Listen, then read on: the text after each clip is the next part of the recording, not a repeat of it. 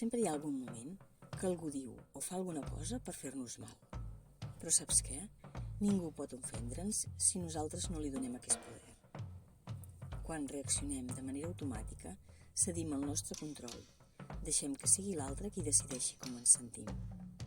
Però quan parem, respirem i observem el que passa dins nostre, recuperem la llibertat.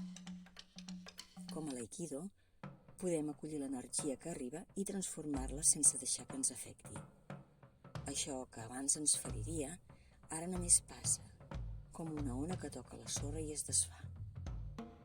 Aprendre a no reaccionar, a transformar l'energia i a deixar anar és un camí d'entrenament interior i amb la pràctica descobrim que la nostra pau no depèn dels altres, depèn només de nosaltres.